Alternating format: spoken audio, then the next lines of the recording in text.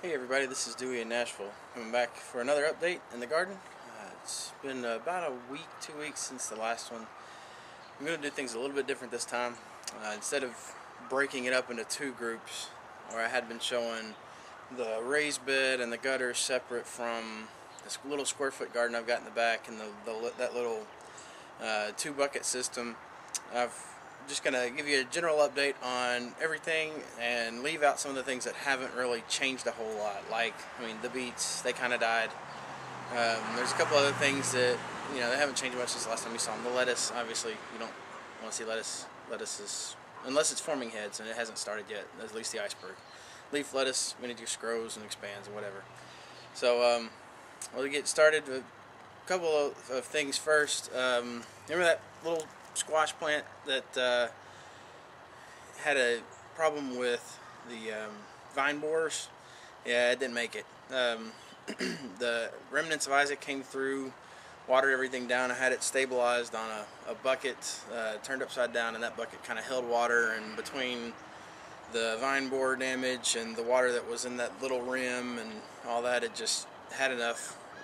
So I pulled it out. I got a few green beans planted in there that started to sprout that were actually kind of volunteer green beans from the one in the back. Pulled off some of the dried seeds and didn't give them a shot, but I planted them to see if they would sprout, and they did. So I'm growing green beans in that bucket now. Also in the very back, y'all may remember that little zucchini plant I'm always showing that has squash bugs or powdery mildew or something else. Well, it had pretty much died off. It had a few leaves. It wasn't really fruiting much. So I ended up yanking it up, and I had a little pepper plant that I'll get to show you later. That little bitty thing, planted at the very, very beginning of the season, probably in April, May, and it kind of died back a little bit, had a few little leaves. It looked kind of a little piddly thing, but I was watering it and fertilizing it, and it actually, to my surprise, it's stayed alive. Nature does these things. It's the weirdest thing sometimes. Not only did it stay alive, but it was starting to produce flowers. And so I'm like, well, why am I keeping this zucchini plant alive? It's not even really flowering much. It's getting attacked by every insect known to man, and it's just not doing a whole lot. So I yanked it out, threw it in the grass and mowed over it, and turned it into grass clipping compost that's cooking in these composters behind me, and planted that little pepper in there. So we'll get to that. Also, I've had a metastasis of blight last night, and so I'll show you some of the damage, and hopefully a little neem oil treatment last night should save the day and keep it from spreading too much, because it was starting to get out of hand. So let's go on ahead, come on with me, and we'll get going. Alright, I'm sure y'all remember the wall of green. This is the squash plant, and here's the green beans, and I've had this entire area I just had to prune off and throw in there because I came out last night and this was all just yellow. It was, if you can see here, these are kind of yellowing too. Not as bad. It looks like that neem oil treatment last night really got some of the blight, at least stopped the symptoms of it. So this is starting to produce some flowers with the green beans here and there. You can see some. Not a whole lot. I'm thinking the diseases kind of keep it from doing that. But they've reached the top of the trellis, so they're getting a lot of sun, from the time that the sun comes down until it goes over the house behind me. So, so these are starting to do real well. Let me bring you down to the squash. Big old squash plant. Remember, I thought I'd cut off the growing tip, and apparently not, because it's got a whole lot more leaves, and I can see another growing tip forming, and got another male flower in there. I've got 2 squash down there. I'm going to try and pull it back so you can see 2 good sized squash, and I've gotten one off another plant, so that's enough for a meal around our house. So that's what we'll be eating tonight. Alright, let's go on a little bit further. Alright, you can see I've harvested the broccoli head off of this. It's still got a little bit of a piece that I didn't harvest, but most of the stalks, I went on and harvested it. They were getting pretty decent sized buds, a lot bigger than the ones you see in the grocery store. And so I pretty much could tell that they were about to pop open and start to flower, and to keep them from doing that, I went ahead and clipped them off, and I'm starting to see some side shoots come up. Hopefully, we'll see if I may get a little bit of a second crop off of these. It won't be as big, obviously, as the main head, but they'll be there. And also, you can probably see maybe from that camera some of the white. Let me pull this leaf out, see if you can get to it. See some of the white? I spread diatomaceous earth back here, and that seems to have pretty much eradicated all of the caterpillars that were bugging me so much. I came out last night, I applied it. We got a little rain 2 days ago. I applied it the night before that to go ahead and try and, you know, nuke the bed, I guess you could say, of all the caterpillars before the rain hit. And I came out last night, and not a single, I found one on the gutters, but not a single caterpillar in this bed. So that's definitely a positive for me. I'm liking the diatomaceous earth, and so I'll be keeping up with monthly treatment of that to maintain the bed, because as you can tell, you know, they just attack my broccoli. So I got a little duster. It's a bulb duster, and I'm going to give that a shot, see if that works better than just using a trowel and scooping it out, because I think I wasted a lot. So let's move on back to the gutters. You can see the rest of the broccoli here is not really doing much. It's growing, yes, but it's not really producing heads so far. So let's get back a little bit further.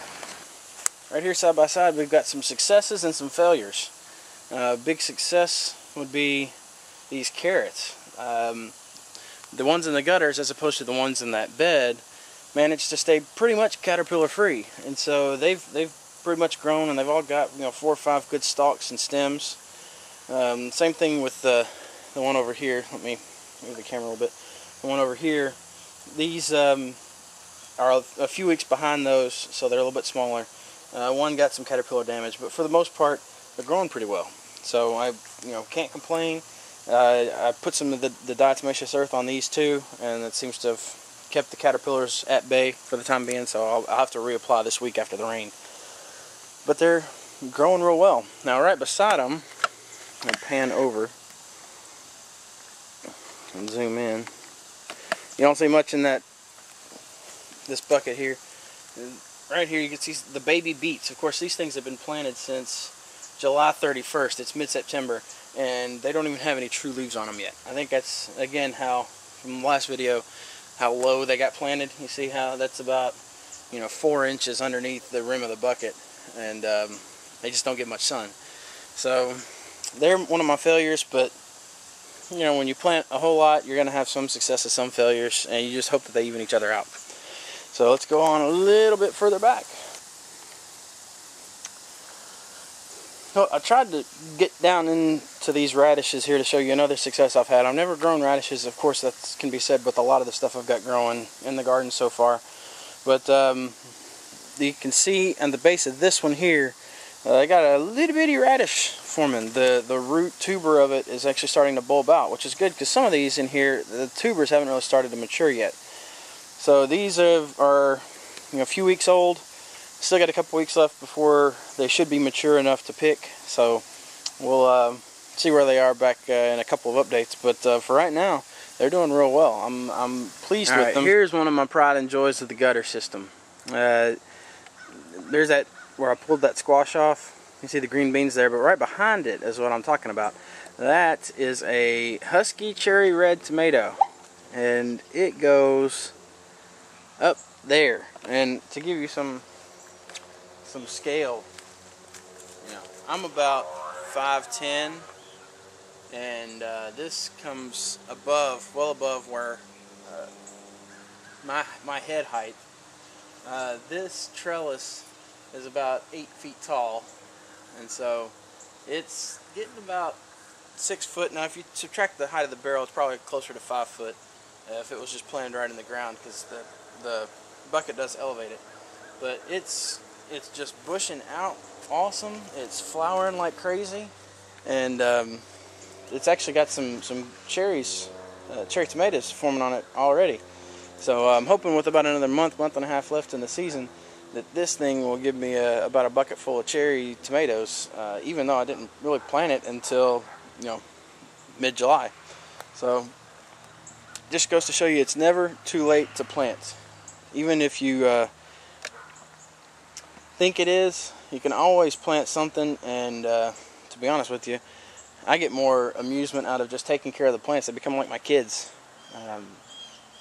because you take care of them, you feed them, you nourish them, you keep the pests off of them, and you just hope one day you can get some fruit or some vegetables from them. So that's definitely one of the big successes. Right behind it you'll see a squash that I had kind of given up for dead. It's ballooning out pretty well, taking over my walkway, and I just picked the squash off of it, and I think you can see in there's another squash back in that way. So it's doing real well as well. So let's go a little bit further. Let me show you those green beans, and then we'll hit the backyard. First, a failure. There were peas in these 2 buckets, and there's 1 pea left over there. Some kind of a mildew, powdery mildew, some kind of a bug got to those, wiped them out. So again, just hope your successes even out with your failures. This was definitely a failure, but I didn't really plant them at the right time, 1, and number 2, plant them a little low, and they don't sprout. Like the green beans just kind of blow up out of the ground, and they get pretty tall pretty quick so they can get to the sun. Peas aren't that way, so you got to plant them in buckets that are not planted as deep as these are. So that's one of my failures. I'll pan over. Let me pan over to the green beans. These things are definitely a success, and they're much more of a success even than the green beans that are in the raised bed, because these get about an extra hour to 2 hours of sunlight a day. And so where the other ones took about a month to get to the top of the trellis, these things are already getting there, and it's been 2 or 3 weeks. So just to show you the difference that you can get growing just with a little bit more sun. So these are awesome. They're growing great. I'm having to get them to the trellis so that they can start weaving their way up. But they're growing just gangbusters, bushing out real well. I did get some neem oil on them last night because I don't want them suffering the same fate as the ones in the other bed. So you get to once they get up to the top of the trellis and start really leafing out at the top, I should see some green bean action off of these plants. So they're one of my success stories. Alright, you remember that little pepper plant I was telling you about? Well, this is it here, and you can already see a pepper forming. I mean, this little bitty old plant, I mean, this huge one right beside it is producing peppers like crazy. And on a proportionate scale, this one's doing real well. So I'm liking it. I may save the seeds off of some of these. This is a red sweet bell pepper. And actually, no, this is a green bell pepper. That's the red bell pepper. And so I may save some of the seeds off of this one just because it's such a resilient plant. I mean, it grew, it kind of got stunted in its growth. And I went out there, I just kind of kept it alive more for amusement than anything. And I went out, I was walking around my yard and walked by, and just look, I mean, there's probably a dozen little fruiting heads on there. And that's almost more leaves than it has. So it's an awesome little pepper plant, and just a testimonial to the power of God and nature. That something like this, even as little as it is, can produce lots of fruit and be a productive plant. Let me come across, when I went to spread the diatomaceous earth, I started spreading and spreading and spreading, and you know, was scooping, and I went to, let me get that leaf off there, went to do this one, and I was like, well, let me try and get underneath it. So I went to lift it and found this. Yeah, huge little cucumber. Well, not a little cucumber, huge cucumber. Just hanging off of this, again, a little bitty plant, and maybe they're kind of, these plants are like, holy crap, we're about to be at the end of the season. A frost is going to be coming here in a month or so. We need to start putting fruit out. Maybe that's the case. But this one is shockingly productive. Well, one big cucumber, it's got another cucumber on there that I think is just waiting for Big Boy to get plucked. And still got plenty of flowers, still growing. It's kind of sprawling now because I haven't trellised it up, which is just fine with me because I've got plenty of space back here. But yeah, awesome little plant there. Okay. Here's another one of my tomato success stories. This one, I don't know if you can go back on the videos and see, it got attacked by a hornworm. And so that's why everything pretty much from here down is defoliated. It's got a few little leaves on the back from where suckers have come out since then. but it's grown out the top of the trellis. When the hornworm attacked, it went to right here. It just had a little layer of leaves left. I think the hornworm got picked off by the birds. Serves them right, I guess. But it's leafed out on the top. The stems kept growing, and now I've got probably 3 or 4 dozen cherry tomatoes. Now this is the same husky cherry red type of plant as is in the other bed. So I'm very impressed with this type of tomato. I'll be cutting a clipping off of this probably a week or 2 before the first frost, depending on if I can save the plant or not, and planting it in a planter inside so I can grow it over the winter. And then I'll come out and that'll give me a head start. Actually, I may do 2 or 3 of those, and that'll give me a head start on my tomato production for next year. So this one is definitely a success story. Let me come over here to the pepper right beside it and zoom in on there. You can see my producer in the background. Hey, Nessie.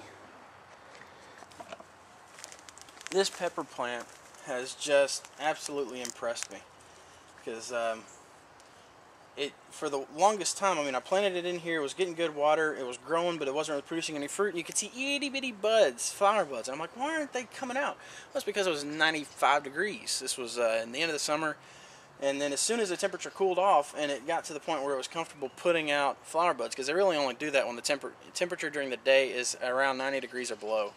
That's when they set fruit. And ever since then, I mean, there's just every week I'll come out here. Actually, I come out here on a daily basis, but it seems about every week it'll put out another 4 or 5 peppers. And so this thing is loaded down with them. You can see one here.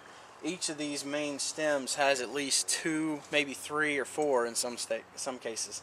So great pepper plants. Be saving some of the seeds from this definitely for next year, because one, I'll just have too many peppers to know what to do with myself. I'll be eating peppers like a son of a gun here at the end of September, beginning of October. So lots of good action from this little system back here, which is the one that I kind of gave up for dead for a while. But hey, it just goes to show you never really know with nature sometimes. Hey everybody, that's pretty much the garden update. Not a whole lot else going on except what I showed you.